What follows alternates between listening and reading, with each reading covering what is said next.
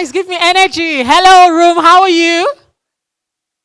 Fantastic. I know they said 101 to 501, and we literally have 30 minutes. There's so much we can do, but I'll just jump right into it. For those seeing me for the very first time, my name is Oluwatosin Olaseinde. I'm the founder of Money Africa and Ladder. So prior to Money Africa, I used to work in Johannesburg at the age of 20. I was terrible with my money. I taught myself, and then I wanted to teach other people, and that's how it all started. And now we have a community of people that want to learn about money. So what is your financial goal? If anybody walks away from this session today, I want you to walk away with having a financial goal in mind. Many people know that, oh, they want to become a doctor, they want to be a chartered accountant, they want to be a manager, they want to be the CEO, but many people do not have that magic number, and you need to have a magic number. So you need to actually have a financial goal. What is that financial goal? Now, for financial goals, we have three categories. We have something called a short-term goal. A short-term goal is something you want to achieve in less than a year.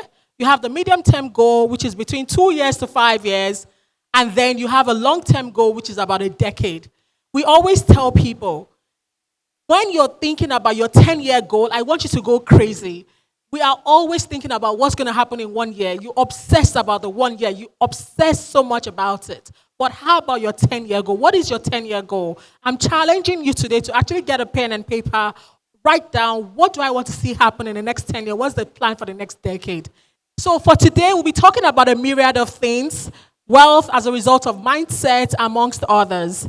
I want to ask you guys a question. What do you think about wealth? Is wealth as a result of knowledge, or is wealth as a result of mindset? What do you think the answer is?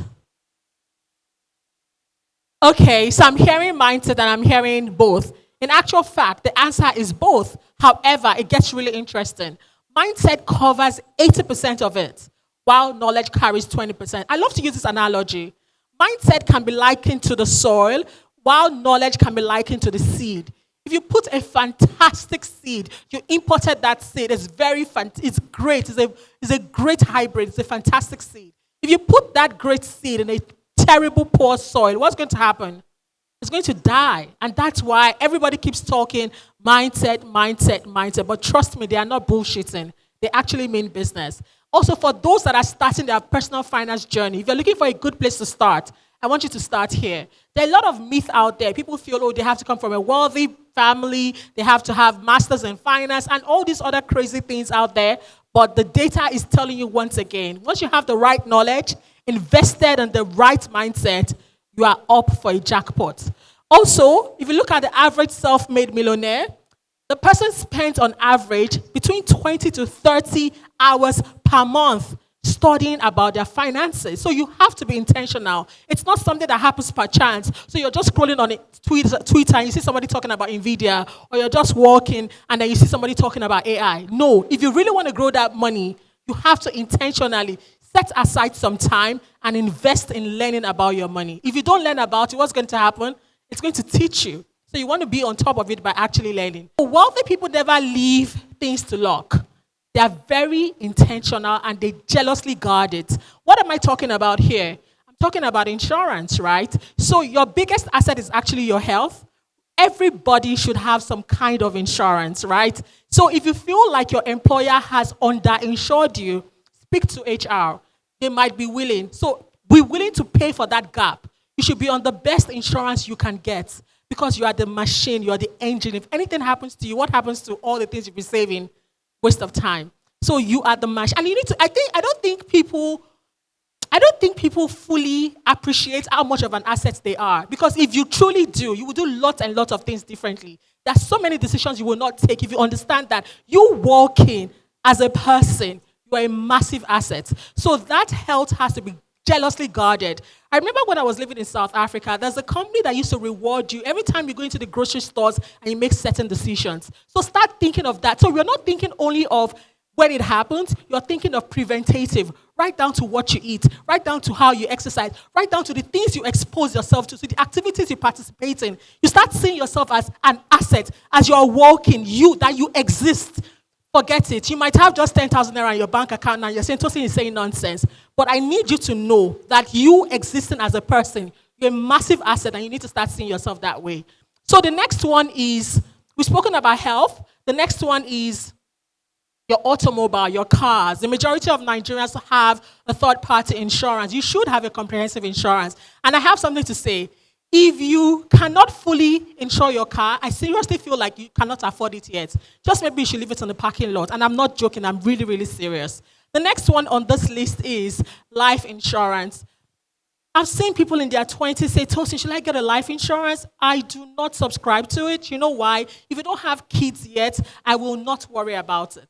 Right? But the minute you start having children, you have a family, then yes, God forbid, if anything happens, you want to have a plan. But if you don't yet have all of that, I'm not going to worry myself about life insurance. And the last but not the least is called reputational assets, right? So what is the perception or what reputation do you have? And when I'm talking about reputation, I'm not talking about she's the most beautiful girl or she's the tallest guy in the room. No, I'm talking about work ethic and how people perceive that work. You have to be jealously and creating a perception that is solid. So that reputational asset is also something. Also, you've seen a case where people get into trouble and they're now looking for a lawyer. There are 3 people that you should have in your corner. You need to know a lawyer. You are not looking for a lawyer when you need it.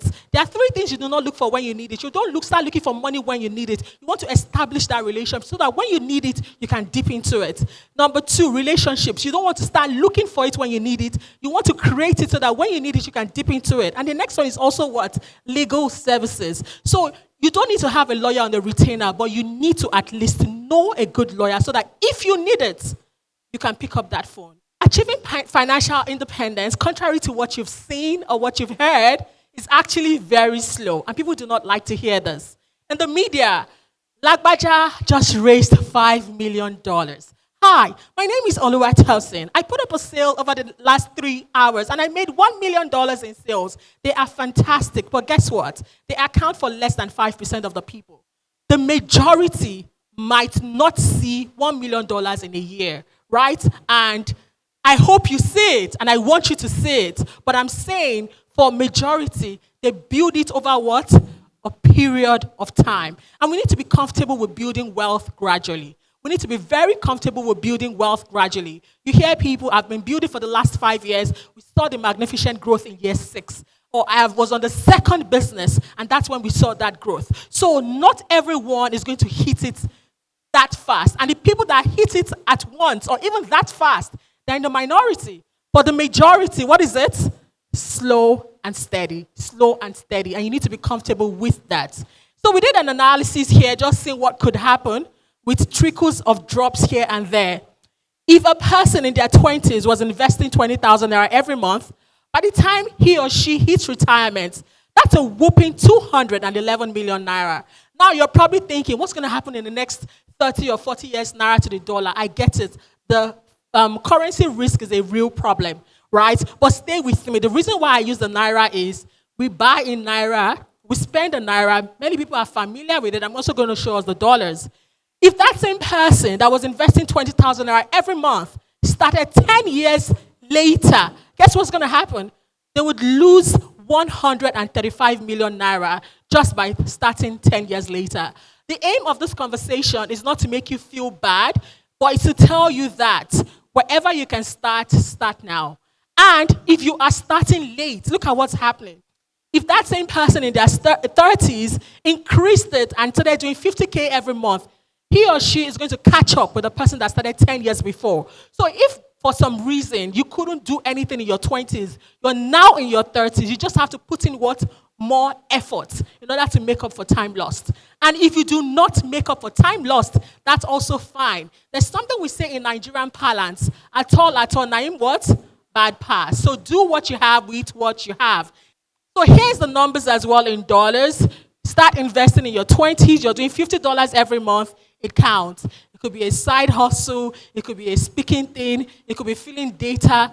And you're taking all the revenue from that source and you're putting it away. You walk away with $500,000. It's pretty decent. And you can see what happens. As you get older, what happens to that money? Continues to drop. So we always want you to start early. Start early. Start early. Now, we have 4 categories of people that invest or save. Category 1 are those that do not save. Now, for a bit of context, I'm not talking about Mama Tosin or Mama Ebuka that is selling corn and ube at the roadside. I'm talking about the person that has something called a discretionary income. A discretionary income is what is left after you have paid for your essentials. I'm talking rent, electricity, water, food, not restaurant food. Oh. I'm talking, you bought rice in the market, you bought gari. Do you get what I'm trying to say? Then if you have something left, you fall under category 1. Category 2 are those that save too little, and we see that a lot. A person has the capacity to be investing equivalent of like $100 or 100,000 naira every month, but that person is just doing 20,000 naira. Then it comes at a big, big cost. It comes at a big, big cost. The next one is category 3. These are people that save to invest. So they save to pay school fees. They save to buy a car, which is absolutely okay. We want you to do these things. The economy wants you to spend, right? So spending is not the problem. The problem is what? Finding the balance. And the last but not the least is those that save to invest in the long run. And that's where we want everybody to be at. So the famous budgeting, almost everyone here has heard 50, 30, 20, right? Now, I love to liken budgeting to a good underwear. So the kind of underwear that is going to fit me is going to be different from what's going to fit the next person. So where am I going? It is very personalized and it depends on that person. So person A could have something called black tax. They're sending money back home, right? They're putting their younger ones through schools. They're doing all these other things. You can't compare that same person to another person that is higher income with less dependence, right? So every time you're doing your budget, it has to fit you as a person because we all have different stories. So 50, 30, 20 is a nice template, but you do not have to follow it. So for instance, you're a high income person that does not have children. What do they call them? There's a word, donk. High end, what did they say? Dink. Double income, no kids. So two high income earners, they do not have kids. The way they are going to invest, they will most likely not be using that strategy because they are more liquid and they have more cash flow. So do what works for you and for your family as a unit. Emergency fund is a very important conversation in the sense that there's so many ways to look at it, right? But we did a research based on the number of people that use our platform, and 3 things make them need emergency fund. Number 1, if they fall sick. How can we mitigate that? Health insurance. Number 2, if they lose their job. How can we mitigate that? We want to have skills and we want to be visible. I say this with every form of humility, but when I left my job at British American Tobacco for a whole 1 year, there were HR people in my DM offering me position. Why? I was visible on LinkedIn. Listen, I know, when I start seeing a person visible on LinkedIn, I just know that the person has quit. And lo and behold, in 1 month or in 2 weeks, I want to announce, I said, oh, gotcha. They know, they can watch and they can tell. So they will smell you from afar. Don't go there just because you've lost your job now and you need a new job. What do you start doing? You start preparing. So you start, what's that word? You start signaling, right, before it happens. So you're already on the market. They've seen your quality. You're visible so that should the case you need it, it's easier and it's faster for you. And then you have the right skills. Number 3, that we see people needing emergency fund, they lose their loved ones, right? You know how we are as Nigerians. There's a particular tribe that we know that very, very big on if something were to happen to the older generation that we are going to spend, right? If that happens, there's something actually called a funeral insurance, but many people might not lean towards it, but I'm sharing because I want you to know that it exists. So the minute your parents have crossed a certain age, you might want to consider it. And if you're not considering it, just have a little stash that you're saving just in case when it happens, it's something to pull in from. So in summary, to be honest, the primary job of every investor is how do I manage my funds? That's what we are all doing, to be really, really honest. So there are 3 ways to look at it. We have the low risk, which is things like treasury bills, government bonds, high yield savings accounts, and commercial paper. Now, commercial paper gets really tricky. Commercial paper can be a high risk or a low risk depending on the issuer, right? The issuer dictates the risk that commercial paper has. The medium risk is, again, commercial paper appears here because if the company is not safe, like let me give you an example. If Dangote Cement is issuing a commercial paper And if Sky Bank is issuing a commercial paper, do they have the same risk profile? No, because their balance sheet is not the same, right? Then you also have stock and equity, and you also have real estate. The high risk is cryptocurrency, investing in a startup, and stock trading, right? So let me talk a little bit. I'm just going to go gradually, right? But I want to talk a bit about FX trading. Many people present FX trading to beginner investors, and I'm telling you this for free, that the way they make their money is they're generating revenue from the sale of that course. And do you know why? Do you know who you're up against? One of my mentors is the head of treasury at one of the biggest development banks on the continent, right? He has multiple degrees at Ivy Leagues, and he has a very solid team. Those are the people you are competing with revenue from big, solid financial institutions. Is it possible to do it on your own? It's not impossible, but the stacks are against you. It's harder, right? So I love to lean towards something that has a more the odds are not against you. When the odds are not heavily against you, then we prefer to push that route. So there are definitely people making money from FX trading, but I will not pitch it to a beginner investor or to a person that does not have the knowledge or that doesn't have the time or that does not have the tools. So be very, very careful and wary of that. All right. The very good one is fixed deposit and savings. So you get fixed deposit from regular commercial banks, and there are some microfinance banks that also do that. Inflation rate is about 25%. Then you also ask yourself, this is what the savings is giving you. Some commercial banks give you anywhere between 6 to 7%. You also see cases of even 11% with the commercial banks, right? So do you want to put all your money here? So in as much as it is relatively safe, because of the gap between inflation and the returns that you're getting, I want you to expose yourself to other kind of assets. So the treasury bills is very famous. People call it T-bills or treasury bills. It's when the government wants to borrow money from you and I, they would rather come to us than they go to, they will come to you and I to actually borrow it. Interest sometimes paid up front. It can be apportioned for the duration of time, meaning that you can get 3 months, you can get 6 months, you can get 1 year. It is called treasury bills. It is backed by the federal government. Over the last 3 decades, that is in over 30 years, the government has not defaulted on this. So that gives you some kind of safety knowing that it is safe. Also, we have something in finance that we call risk-free assets. So risk-free is basically them saying, this thing is safe, or do you get? Now, a bit of a caveat. Something happened on the continent. Our brothers next door defaulted on their government bond. So when an African country defaults on a bond, what happens is that we all get the same whooping, right? Many global markets literally see us as the same. So if they say, oh, if Ghana defaults on their bonds, there's a high chance that Nigeria will default, or that there's a high chance that Kenya will default. So we all get a whooping. I'm talking about it from a country perspective, right? But talking about default, the Nigerian government, FG, has not defaulted in over 30 years. So government bond and treasury bills is considered relatively safe. Mutual funds. Mutual funds is very interesting in the sense that I like to liken it to rice, right? I want you to take this exercise with me. If I eat jollof rice, right, what am I putting the rice into?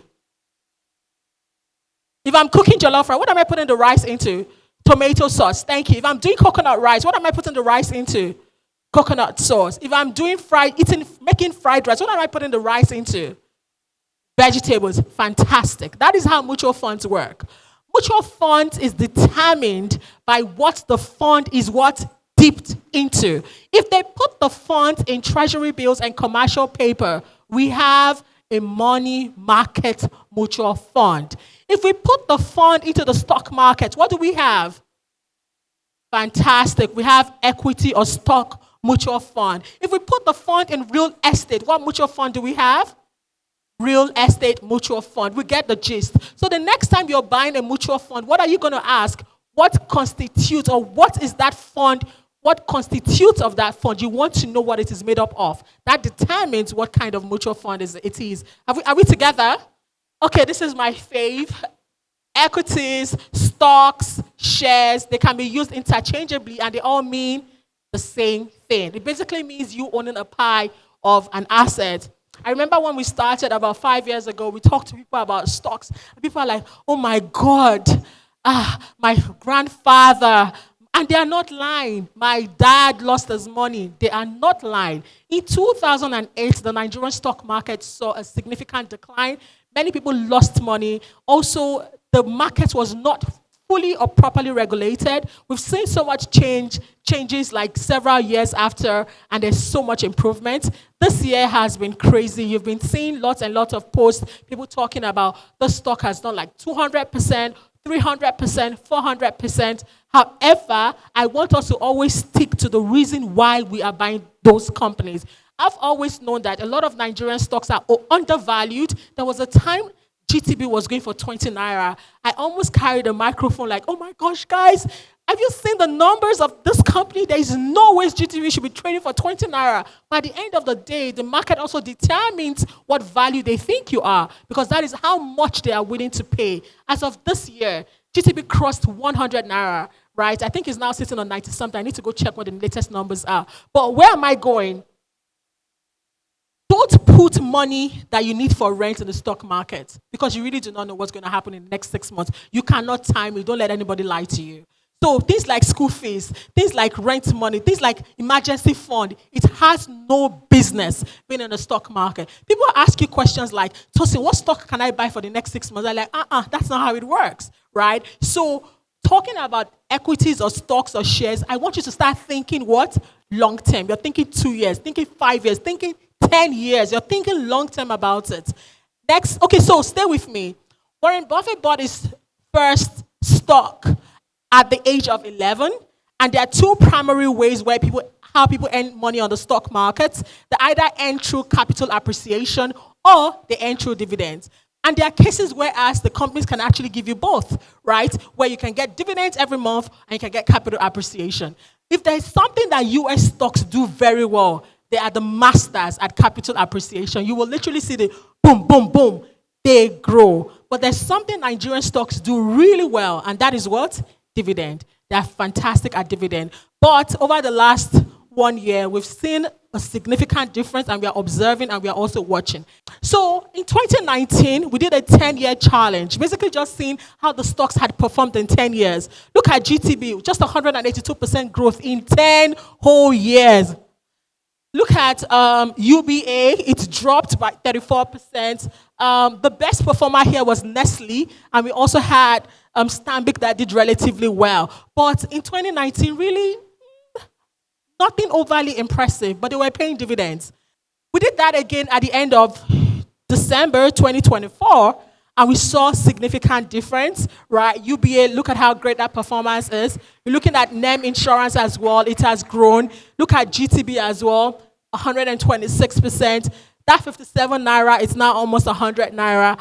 But what you're seeing is lots and lots of growth, especially as of today. That market is bouncing back. So in summary, with stocks, exercise caution, think long term, do it gradually, and continue to learn. So you're picking up the book. What is the PE? What is cost margin? What is sales? There are many people that have bought stocks that you ask them, what does that company do? And they do not know. So many people now is talking about NVIDIA. What does NVIDIA do? Tell me. They do not know. What does Palantir do? We're talking about Palantir as well. It has gone up. What does it do? They do not know. So you have to know, what does this company do? So literally, there's something we call a stock thesis. Before you buy that stock, tell yourself, this is why I'm buying it. This is the reason. So write it down so that if anything changes, you also know why you are changing that decision. Great. Okay, so if you look at here, foreign equities, love to use the scenario a lot. If you had bought 100,000 Naira worth of Netflix 14 years ago, it's worth about 14.5 billion Naira as of today. Similar story with Tencent. Tencent is a company in China, also seeing significant growth. But what I even found more fascinating about this is looking at that. In the first 10 years, what are we saying? Look at that. Relatively what? Flat.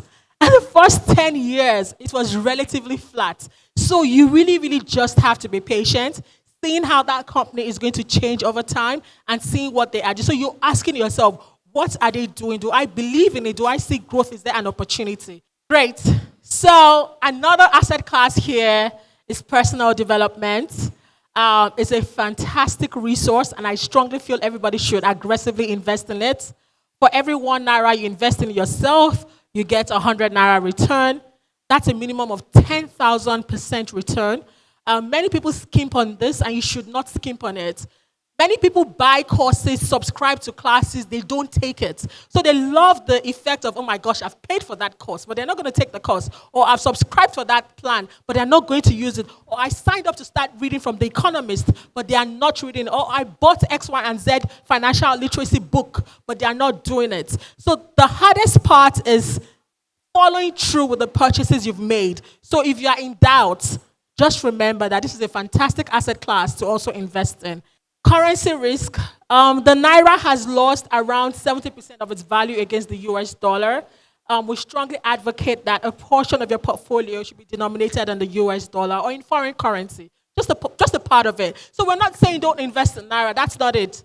Have a balanced portfolio just because of how the market has behaved over time. The Naira to the dollar is relatively stable now, maybe for the next 12 months to 18 months, but in the next 10 years, I really cannot tell what that Naira to the dollar is. So we strongly advocate that you have some of your portfolio denominated in the US dollars or in any foreign currency. I will wrap up my session with a story. Let me tell you the story of two investors, another of whom who knew each other, but whose paths crossed in an interesting way. Grace Groner was orphaned at the age of 12. She never married, never had kids. She never drove a car. She lived most of her life alone in a one-bedroom house and worked her whole life as a secretary. She was, by all accounts, a lovely lady, and she lived a humble life. But that made the $7 million she left to charity after her death in 2010 at age 100 all the more confusing. People who knew her asked, where did Grace get all that money from? But there was no secret. There was no inheritance. Grace took her humble savings from a meager salary, and she enjoyed 80 years of hands-off compounding in the stock market. That was much. That was pretty much it. Weeks after Grace died, an unrelated investing story hit the news. Richard Foscon. He was the former vice chairman of Merrill Lynch, the Latin American division. He declared personal bankruptcy, fighting for off foreclosure of 2 homes, one of which was nearly 20,000 square feet. He attended Harvard and University of Chicago, but heavy borrowing and illiquid investment did him in. Illiquid investment are high-risk assets, right? So the same year that Grace Groner left a veritable fortune to charity, Richard stood before a bankruptcy judge saying, I have been devastated by the financial crisis. The purpose of the story is not saying you should be like Grace, and the purpose of the story is not saying you should avoid being like Richard. However, what it's telling us here is investing gradually, steadily, in the long run always comes out on the positive side. Because how do you explain Grace Groner, who had a low-income job, walk away with $7 million US because she was investing gradually in the stock market? My name is Oluwatosin Olaseinde, and I really do hope you found this session insightful and you take decisions to invest in your future. Thank you.